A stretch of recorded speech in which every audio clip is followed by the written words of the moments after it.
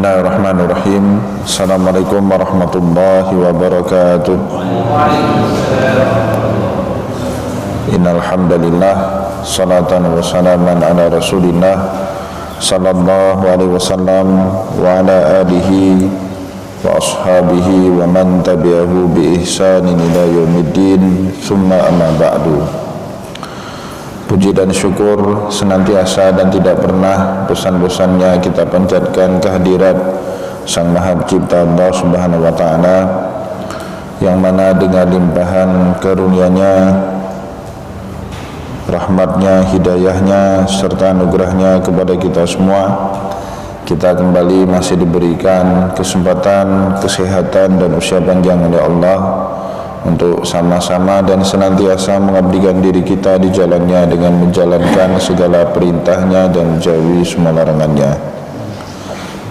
Salawat dan salam tidak pernah lupa pula kita hanturkan kepada junjungan alam Nabi besar Muhammad sallallahu alaihi wasallam, di mana dengan perjuangan beliau dan para sahabat beliau kita dapat mengenal betapa rahmatan lil alamin ajaran agama Islam sebagaimana yang menjadi keyakinan dan pengetahuan kita bersama. Bapak Ibu kaum muslimin dan muslimat yang dimuliakan oleh Allah, mari pada kesempatan subuh yang mulia ini sambil berniat memperpanjang i'tikaf di rumah Allah, sama-sama kita kembali mempelajari kitab Syajaratul Ma'arif karya Sultanul Ulama Syekh Izzuddin bin Abdissalam rahimahullahu ta'ala anhu. Dan insyaAllah pada subuh kali ini kita akan melihat fasal pembahasan berikutnya, faslun fi salamatil qalbi mimma yaskhutullah. Fasal pembahasan tentang keselamatan kalbu, ya, mimma yaskhutullah, ya, dari apa saja yang dimurkai sama Allah Subhanahu wa taala. Bapak Ibu kaum muslimin dan muslimat yang dimuliakan oleh Allah, untuk membuka pembahasan ini oleh Syekh Izzuddin bin Abdissalam dikutip dua firman Allah di dalam Al-Qur'an. Pertama di dalam surat As-Saffat ayat 84, qala Allah Ta'ala, di mana di dalam ayat itu Allah Subhanahu wa taala berfirman, "Idz jaa'a rabbahu biqalbin salim." Pada saat kita semua mendatangi Tuhan kita dengan kalbu yang salim, kalbu yang selamat. Wa qala ta'ala, begitu juga firman Allah Subhanahu wa taala di dalam surat Asy-Syu'ara ayat 88 dan juga 89, di mana Allah Subhanahu wa taala mengatakan di situ, yauma la yanfa'u malun wala banun illa man atallaha biqalbin salim. Pada saat hari kiamat datang, di mana hari itu la yanfa', tidak bermanfaat, malun wala banun, harta yang banyak maupun anak yang banyak. Di dunia harta punya banyak manfaat, maka Allah Subhanahu wa taala kadang-kadang menyebut harta itu dengan khaira, wa innahu li hubbil khairi lasyadid. Khair di situ bukan maknanya kebaikan, ya, tapi harta, karena harta itu punya banyak manfaat maka disebut dengan kebaikan. Begitu juga punya banyak anak, punya banyak keturunan, punya banyak keluarga, sangat bermanfaat. Kita lihat contohnya para nabi, ketika mereka Allah Subhanahu wa taala utus dari tengah kaum yang berada, dari tengah kaum yang punya keluarga, maka orang-orang yang ingin menentang dakwah nabi ini tidak bisa sembrono, tidak bisa sembarangan, karena semua nabi itu meskipun kaumnya tidak mau mengikuti ajaran dakwah nabi itu, tapi mereka akan membela nabi itu karena berasal dari kaum mereka sendiri. Rasulullah pada saat pamannya masih hidup, Abu Talib, orang Quraisy itu tidak berani macam-macam, ya, dengan Rasulullah, tidak berani pun jahatin Nabi Muhammad. Begitu juga misalnya Nabiullah Syu'aib, ya, berasal dari kalangan keluarga terpandang, ya, tidak berani pun macam-macam orang-orang yang menentang dakwahnya Nabi Syuaib, sehingga diceritakan dalam Al-Quran mereka berkata kepada Nabiullah Syuaib alaihissalam, ya Syuaib, qad kuntu marjuwan fina, dulu kamu itu harapan kami. Ya, sampai-sampai kemudian mereka mengatakan, walau rarahtuka larajamnak, kalaulah bukan karena kaummu, ya karena keluargamu yang terpandang, ya pasti kami akan merajammu. Ya, tapi semua nabi itu min naqbati qaumi, kata Rasulullah, wa ma arsalna mir rasulin illa min naqbati qaumi, tidak pernah diutus seorang rasul pun kecuali berasal dari kaum yang terpandang. Sehingga dengan asal seperti itu, nabi ini terlindungi dakwahnya, tidak berani diapa-apakan oleh kaumnya. Namun Bapak Ibu, pada saat datangnya hari kiamat, Allah berkata dalam surat Asy-Syu'ara, la yanfa'u malun wala banun, semuanya itu tidak bisa melindungi kita, yang tidak bisa menjamin kita. Yang bisa menjamin kita itu satu, illa man atallaha biqalbin salim, barang siapa yang menjumpai Allah Subhanahu wa ta'ala pada hari itu dengan kalbu yang salim, kalbu yang selamat. Maka diberi makna oleh Syekh Izzuddin bin Abi Salam, maknanya apa? Man salima minadz-dzunubi wal atham, barang siapa yang selamat kalbunya itu minadz-dzunub, dari dosa, wal atham, dan juga dari perbuatan-perbuatan yang dilarang sama Allah Subhanahu wa ta'ala. Nah, ini dia yang paling penting. Jadi dalam ayat Al-Quran, Allah mengatakan di dalam dua ayatnya, manusia ini enggak akan selamat kecuali punya modal yang disebut dengan qalbu salim. Idz jaa'a rabbuhu biqalbin salim. Kedua, yauma la yanfa'u malun wala banun illa man atallahu biqalbin salim. Kenapa demikian Bapak Ibu? Para ulama menjelaskan, semua anggota tubuh yang diciptakan oleh Allah Subhanahu wa ta'ala kepada kita itu ada peruntukan dan manfaatnya masing-masing. Tangan misalnya, itu manfaatnya untuk apa? Untuk kita meraba, ada indera peraba di sini. Kita jadi tahu mana benda yang halus, mana benda yang kasar.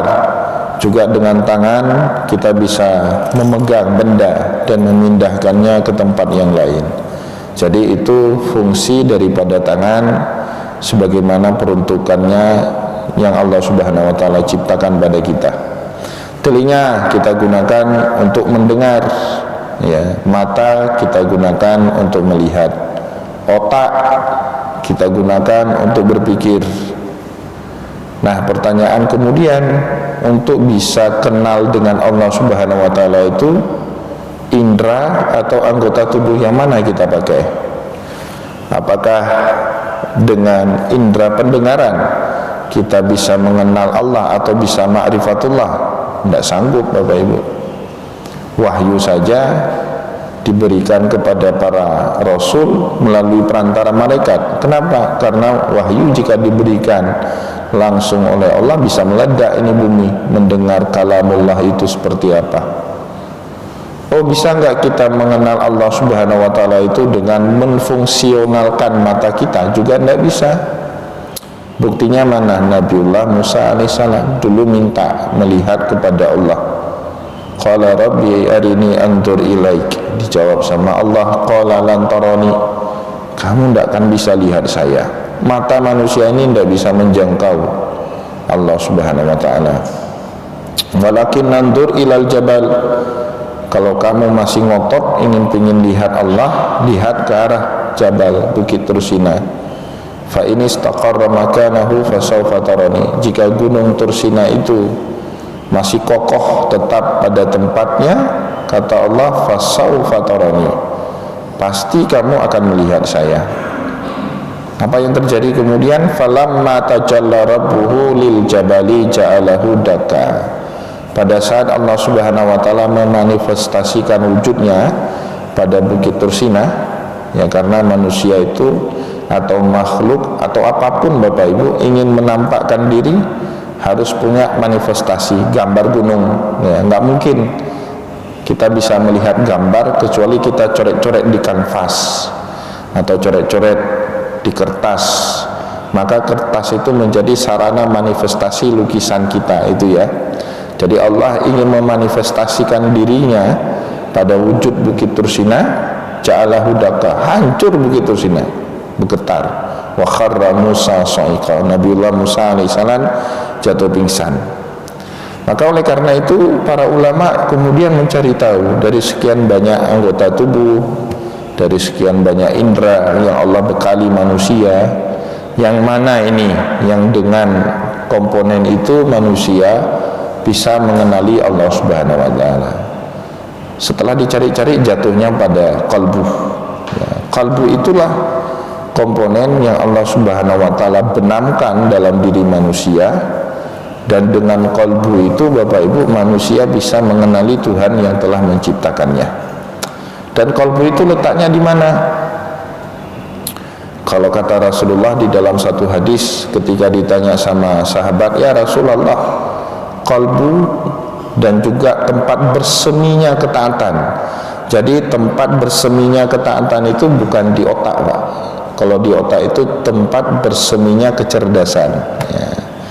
Hasil kemampuan kita mengamati alam semesta, mengobservasi alam semesta, menganalisis alam semesta. Kemudian kita punya banyak ilmu, ada ilmu yang mempelajari tentang unsur-unsur yang menyusun alam semesta, namanya kimia.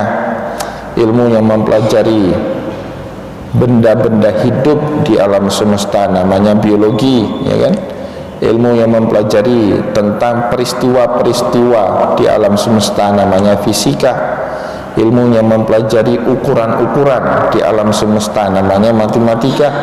Ilmu yang mempelajari tata bahasa yang digunakan oleh manusia, namanya ilmu semantik atau ilmu linguistik.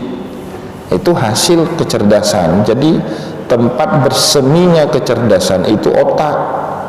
Tapi apakah otak yang dibekali dengan kecerdasan itu bisa meneropong, bisa ma'rifatullah? Enggak bisa, Pak. Allah itu ghaib. Maka syarat menjadi orang yang beriman yang pertama itu kan setelah Allah mengatakan di dalam surah Al-Baqarah, Alif Lam Mim, dzalikal kitabul la raiba fihi hudan lil muttaqin. Siapa itu? Yang pertama syaratnya itu, Pak, alladzina yu'minuna bil ghaib. Orang yang percaya kepada yang gaib. Otak sulit terima yang gaib. Ya, maka ketakwaan itu nggak akan bersemi di otak, Pak. Kecerdasan spiritual, bahasa keren kita sekarang, kecerdasan spiritual. Kalau bahasa Al-Quran ya takwa itu. Dia nggak akan bersemi di otak kita. Jadi seminya di mana? Di kolbu. Kolbu itu di mana? Saat Rasulullah ditanya suatu hari oleh sahabat, mana ya Rasulullah, ketakwaan itu di mana dalam anggota tubuh kita itu? Maka Rasulullah menjawab, at-taqwa hahuna yashiru ila sadrihi salasa marrat. Ketakwaan itu di sini, sambil beliau mengisyaratkan di dadanya sebanyak 3 kali. Meskipun Bapak Ibu, kalbu itu dia bukan jantung dan kalbu itu bukan hati, tapi dia berkaitan dengan jantung dan hati. Ya, ini jangan salah, nanti ada orang bilang, oh kalbu itu hati. Bukan. Kalbu itu jantung juga bukan, tapi dia berkaitan dengan 2 organ tubuh manusia itu. Dia bukan jantung, sekali lagi saya ulang, ini penting supaya kita tidak salah paham. Dia itu bukan jantung, dia itu bukan hati, tapi dia berkaitan erat dengan 2 organ tubuh manusia tadi. Letaknya di mana? Di bagian sini, di dada. Nah, mana buktinya? Ini kebetulan kemarin saya baru pulang dari Losmawe. Pengajian di sana, ada jamaah yang nanya tentang ini, ya, tentang kalbu itu di mana. Kemudian saya kasih contoh gini, Bapak Ibu. Ya, kita kasih contoh misalnya kita punya anak kita itu sangat kita sayangi. Ya, kemudian tiba-tiba ada orang menyakiti anak kita. Ya, ada orang menyakiti anak kita, dia pukuli anak kita di depan mata kita. Itu kira-kira Bapak Ibu sakit apa enggak? sakit. Padahal kita tidak turut dipukuli, Pak. Yang dipukuli anak kita itu, dijotos, ditendang di depan kita. Kita nggak dipukuli, ya, tapi kita melihat peristiwa itu. Sakitnya di sini. Nah, itu yang sakit itu, Pak, bukan fisik kita, kecuali kalau kita yang ditonjok, ya, kita yang ditendang, itu fisik kita mengalami lembam, ya, sakit dia itu. Tapi pada saat orang yang kita cintai, nah itu namanya mencintai ruh. Kita kan sayang sama anak kita itu bukan sayang fisik, Bapak Ibu, sayang ruh. Maka kalau dalam ilmu psikologi itu ada namanya telepati. Kadang-kadang orang tuanya sakit, si anak juga nggak aman itu. Ada firasat tertentu yang membuat dia harus telepon kepada bapaknya di kampung. Atau juga sebaliknya, orang tua itu kalau perasaannya nggak enak, pasti ada sesuatu dengan anaknya. Maka kata Rasulullah dalam hadis Bukhari apa? Ar-ruh junudun mujannadah, fama ta'arafa minha iktalafa. Ruh itu seperti tentara, bala tentara yang banyak, junudun mujannadah, bala tentara yang fanatik, ya, apa? Tentara itu apa istilahnya? Jiwa kostra, ya. Betul ya? Betul, Ustaz. Kostra. Ya, kalau kosra, nah, kalau temannya sakit atau temannya dianiaya, mana ada tentara yang mau membiarkan seperti itu, apalagi satu baret sama dia. Ya, dalam perang itu kan harus ada, Pak, jiwa itu. Misalnya teman dia mati, nggak ada itu tentara yang membiarkan jasad tentara apa teman dia itu terlantar seperti itu. Pasti akan dia bopong, kan gitu. Itu junudun mujannadah. Fama ta'arafa minha, kalau ruh itu sudah saling kenal, ruh si bapak kenalan dengan ruh si anak, iktalafa, tentram dia. Ada hubungan dia di situ. Maka ketika anak kita disakiti, wah sakit, Pak, tapi bukan jasad kita yang sakit, apa juga ruh. Ruh itu bersembunyi di kalbu. Kalbu itu di mana? Kata Rasulullah, at-taqwa hahuna. Kalau bahasa anak sekarang, sakitnya di sini. Sakitnya itu di sini. Karena apa? Berkaitan.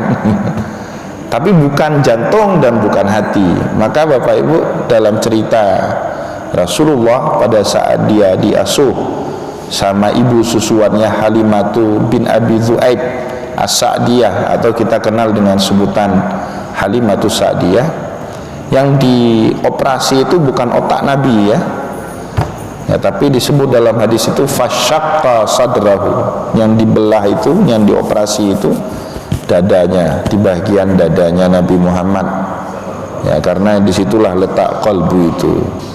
Jadi kalau Bapak Ibu sholat, ya, kalbunya tidak bergetar, itu tandanya ada masalah sama kalbu ini.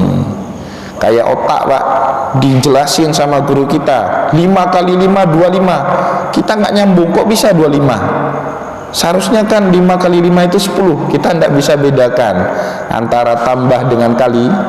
Itu, Pak, harus ngambil les privat, les tambahan untuk membenarkan otak kita yang belum bekerja maksimal itu, ya kan? Gitu kan? Logikanya kan gitu. Begitu juga kalau kalbu kita, Pak, lagi kita sholat, ini nggak ada getaran, vibrasinya nggak ada getaran. Imam Allahu Akbar, Alhamdulillahi Rabbil Alamin, bagus lagi suara imamnya, Ar-Rahmanur Rahim, tapi kita asik bangun rumah dalam sholat, asik bangun karir dalam sholat. Ini nanti saya akan menghadap kepada atasan saya, minta jabatan yang kosong kemarin, dalam sholat mikirnya. Nah, itu kalbunya bermasalah, Pak.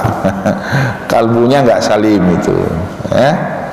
Nah, apa yang menyebabkan kalbu ini tidak salim? Menurut Syekh Izzuddin bin Abi Salam dan juga ulama-ulama yang lain, dzunub wal asam, ya, dosa dan perbuatan yang dilarang sama Allah. Jadi kalau dalam Al-Quran itu ini disebut dengan ron, rona.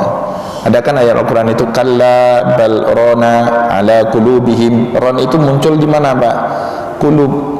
Ya, kulub itu jamak daripada qalbun. Ya, apa itu ron? Ron itu, Pak, bintik-bintik hitam seperti komedo. Ya, di wajah kita ini kan ada bintik-bintik hitam kadang-kadang. Ah, itu bahasa Arabnya ron. Tapi ini bukan ron yang muncul di muka kita, ya, munculnya di kalbu kita. Kapan itu muncul? Setiap kali ada perbuatan dosa, setiap kali kita iri sama orang, dengki, marah sama orang, nggak sabaran, nggak syukur, nah itu muncul ron itu, Pak. Tuk bintik-bintik hitam itu, ya. Maka dulu Nabi Muhammad manggil Anas bin Malik radhiyallahu anhu, dipanggil sama Nabi, ya bunai, tahan. Anak kecil, kemari kamu. Ya, apa kata Rasulullah? Ya bunai, in qaddarta an tusbiha wa tumsiya wa laysa fi qalbika ghishun li ahadin faf'al. Kalau kamu di pagi hari atau di petang hari, di pagi hari sebelum kamu beraktivitas, di petang hari sebelum kamu rehat, dan tidak ada di dalam qalbumu ghish. Itu di ghish itu rasa curang, dengki, ingin khianat, ingin menyakiti orang lain. Ya, kalau itu tidak ada dalam hati kamu, faf'al, lakukan itu. Ya bunayya, kata Rasulullah, anakku, inna dzalika min sunnati, itu termasuk sunnahku. Wa man ahya sunnati faqad ahabbani, barang siapa yang menghidupkan sunnahku, maka dia telah menyukaiku atau mencintaiku.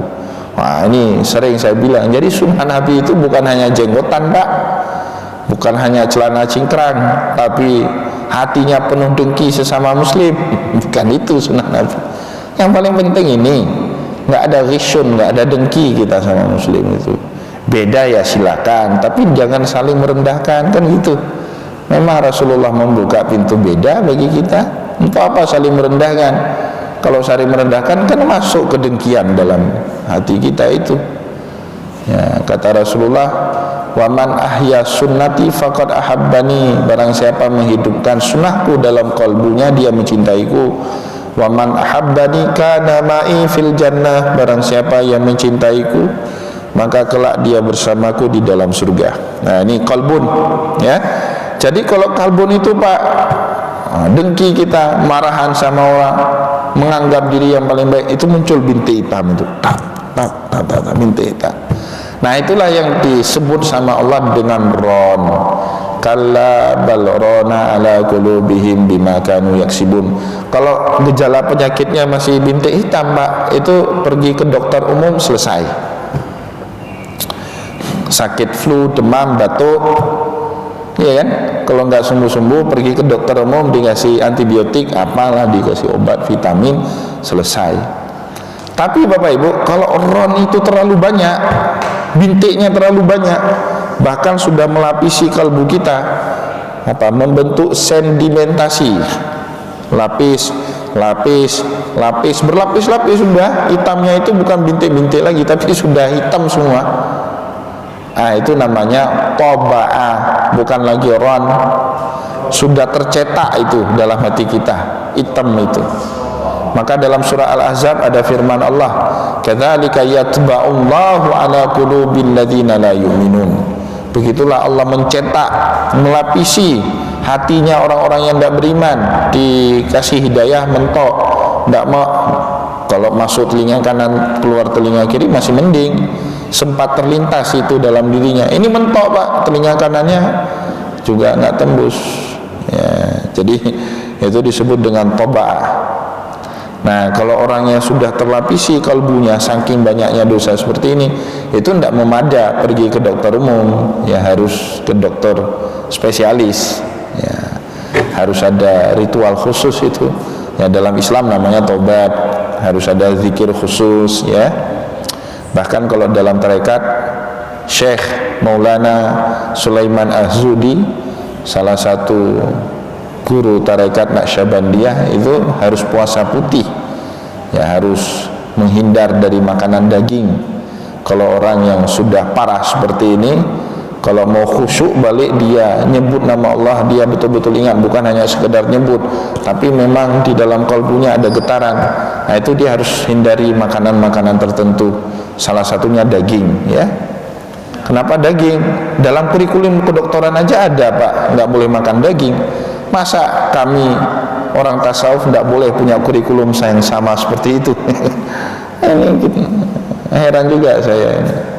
Kalau orang kedokteran, Pak, Bapak kan kolesterol, darah tinggi, daging jangan makan dulu ya, saya resepin. Nggak ada tuh yang bilang syirik. Nggak ada kan, bapak-bapak ini bilang nggak sama dokter, kamu musyrik, sudah mengharamkan yang dihalalkan sama Allah. Tapi giliran kami punya kurikulum seperti itu, Bapak Bilu bilang kami musyrik. Ya, sama Pak, karena daging itu Pak sebenarnya haram.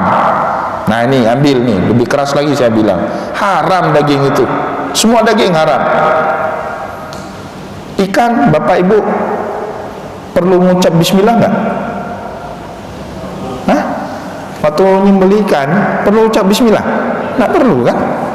Kenapa daging itu perlu dibismillahkan, Mbak? Hah? Nah ini supaya ngerti, jangan mudah sekali ngomong haram. Hakikatnya haram daging itu, kecuali wa ma uhilla li ghairillahi bih, kalau mau disembelih sebut nama Allah. Nah, cara menghalalkannya kan gitu. Pertama, kemudian pakai syariat Pak. Kalau nggak pakai syariat, haram juga daging itu. Misalnya saya tombak, ada sapi, saya tombak, halal nggak sapi itu?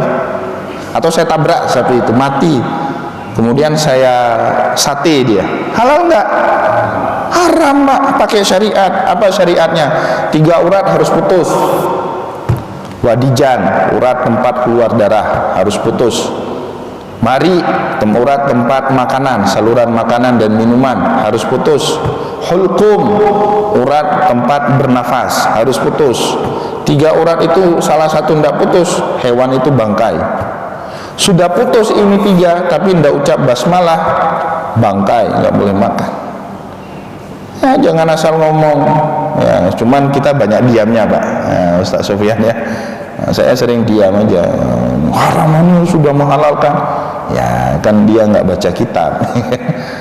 Hakikatnya Pak, daging itu nggak boleh Pak ya, kecuali pakai jalur syariat. Beda dengan ikan.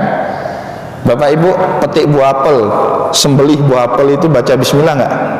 Nggak usah, kupas maksudnya, buah apel itu kan nggak usah baca bismillah, makan aja. Paling sunnah ya kan, mau dibasmalahkan itu sunnah. Makan tumbuhan, makan pisang, sunnah aja baca bismillah, Allahumma barik lana fima razaqtana, itu sunnah. Kalau nggak nyucap itu haram nggak itu Pak? Enggak. Ikan di laut haram nggak? Enggak.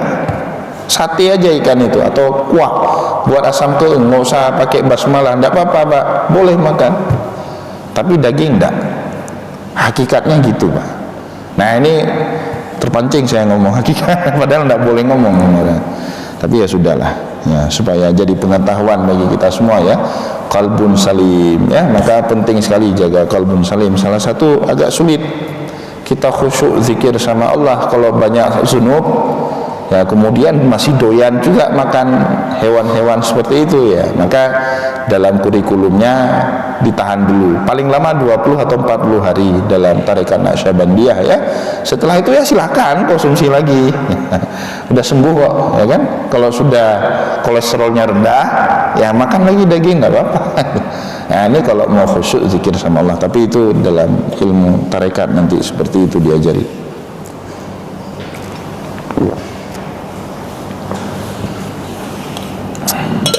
Baik Bapak Ibu kaum muslimin dan muslimat yang dimuliakan oleh Allah ya, jadi kolbun itu nggak salim, dia nggak selamat kalau banyak penyakitnya tadi ya. Nah, banyak penyakitnya, semoga kita dianugerahi sama Allah Subhanahu wa taala kolbun salim, amin. Wa qad zakarna anna muamalatas salam bisalamatil bawatini wa dhawahir.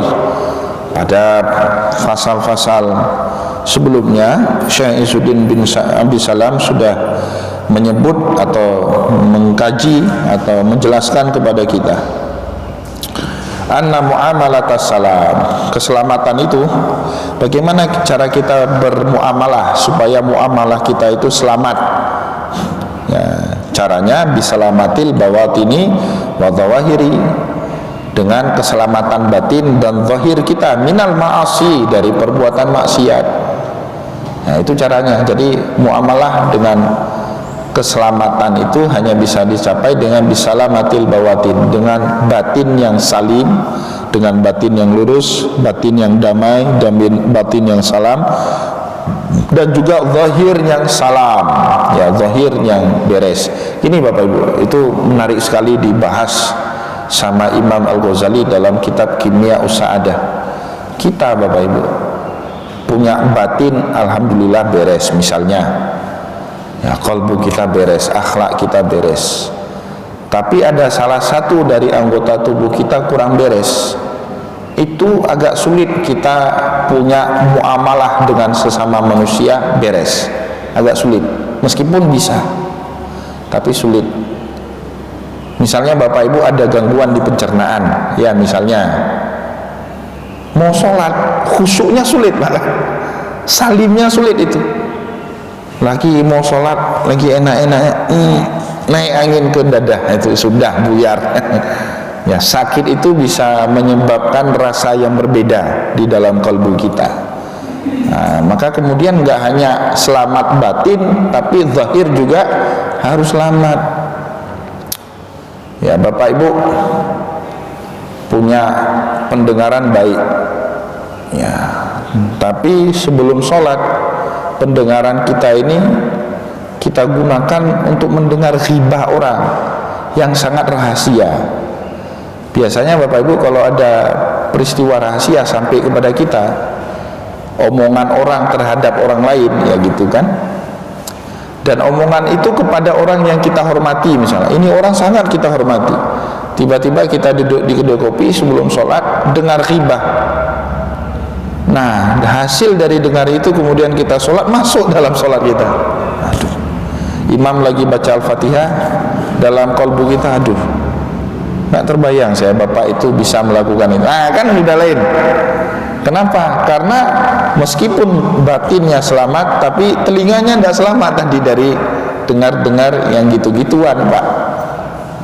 Ya, maka betul kata Syekh Izzuddin Abdus Salam, kalau mau selamat ya bisalamatil bawatini wadzawahiri. Ya, bagaimana caranya? Selamatkan batin dan juga zahir. Juga nggak bisa sebaliknya, zahirnya selamat. Pak, kita ini biasanya kalau ada salah satu anggota tubuh kita yang masalah, langsung kita beresin, ya kan? Nggak tunggu besok. Mata mulai kabur, langsung pergi ke dokter mata. Telinga mulai agak sedikit budek, langsung pergi ke dokter THT.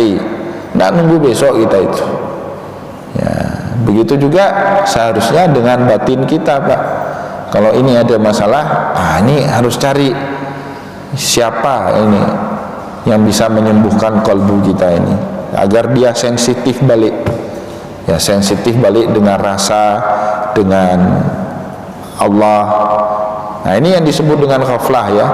Jadi kalau ada kalbu manusia mati sensitivitas dia, Pak, ya, mati dari sensitivitas. Nah, ini namanya ghaflah, lalai. Jadi lalai itu bukan lalai karena nggak sholat, lalai itu bukan hanya lalai tidak zikir kepada Allah, lalai nggak baca Al-Quran, enggak, Pak. Tapi lalai itu zikir, nyebut Allah, nggak hadir dalam hati, itu lalai juga. Itu kena firman Allah, wala takun minal ghafilin, jangan kalian jadi orang-orang yang lalai dari mengingat Allah. Maksudnya apa? Ya, dia nyebut Allah, Allah, tapi dalam hatinya nggak ada. Nah, itu ghafilin namanya, ya.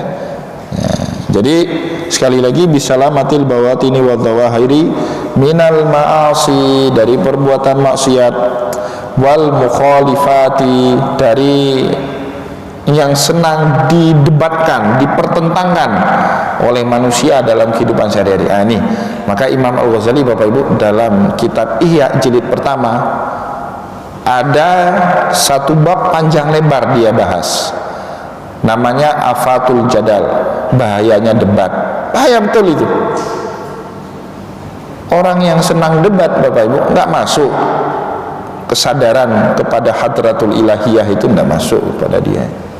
Senang debat, habis waktu dia. Senang berkonflik, senang bertentangan dengan siapapun, nggak harmoni dia itu. Nggak akan masuk ini ilmu. Nah, maka dalam hadis tadi dalam Sahih Bukhari, Rasulullah menyebut apa? Al-arwah atau ar-ruh junudun mujannadah, fama ta'arafa minha italafa. Wa ma tanakara minha ikhtalafa. Ruh yang senang berkonflik, yang senang debat, yang senang buat kerusuhan, pokoknya ada yang berbeda dia kritik aja, senang itu. Nah, itu Pak, akalnya lebih, batinnya nggak ada orang seperti itu. Imam sudah kita datangkan misalnya dari Arab Saudi, dari luar negeri, tetap ada yang salah sama dia. Ini kan ada kan, 1-2 di kampung kita yang model gini ya. Muazin bagus sekali suaranya, tapi tetap ada yang salah sama dia. Ini disebut fama tanakara minha, ruh yang mengingkari kebaikan orang lain, senang mencari kelemahan orang lain. Itu ikhtalafa, senangnya apa? Bertentangan. Itu tanda ruhnya belum harmoni, belum mampu menggali potensi ruhiyah di dalam dirinya itu, ya. Wa anna muamalatal quddus bi taharati min kulli bi'aibin. Jadi cara kita bermuamalah dengan Al-Quddus itu salah satu nama Allah, ya. Allah itu Al-Quddus, namanya dalam Asmaul Husna. Maka salah satu zikir kita itu Subuhun Quddusun Rabbuna wa Rabbul Malaikati Warruh. Ya, Allah itu Al-Quddus. Malaikat itu saat memprotes penciptaan manusia sama Allah, dia menyebut nahnu nusabbihu bihamdika wa nuqaddisu lak. Bapak Ibu, jadi Allah itu senang dikultuskan, ya. Manusia tidak boleh dikultuskan, tapi Allah senang dikultuskan. Bagaimana caranya kita muamalah dengan Al-Quddus itu?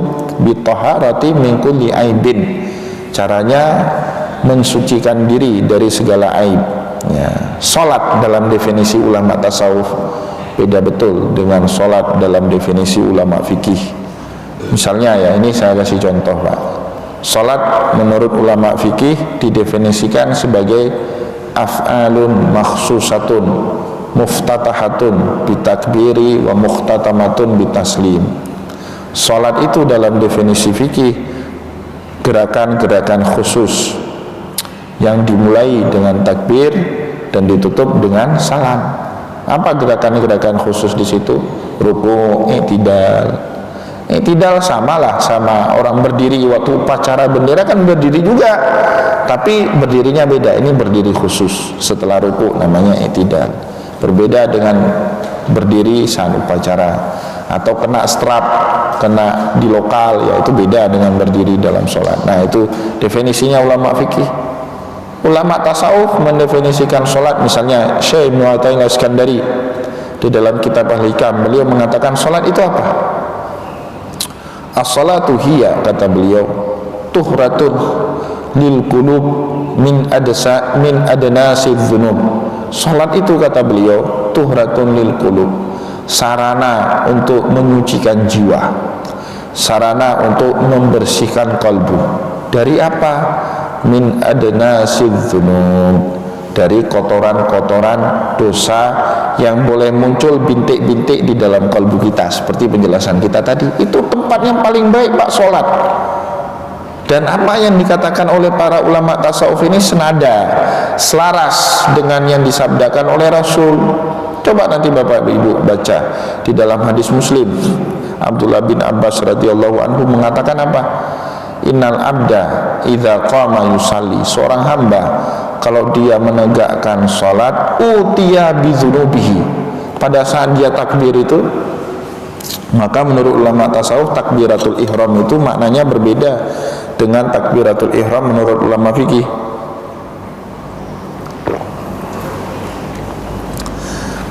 Menurut ulama fikih apa takbiratul ihram?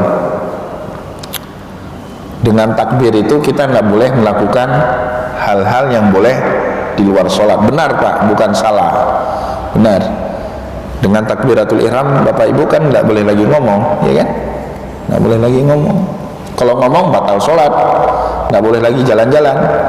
Dalam mazhab Syafi'i 3 kali berurutan tanpa ada sebab batal sholat, gerak.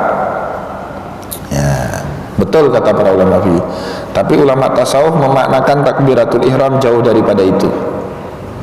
Maksudnya takbiratul ihram, takbir yang dengan takbir itu semua hal-hal yang diharamkan oleh Allah yang selama ini kita kerjakan sebelum sholat itu didatangkan semua oleh Allah dan diletakkan di atas kepala atau pundak kita.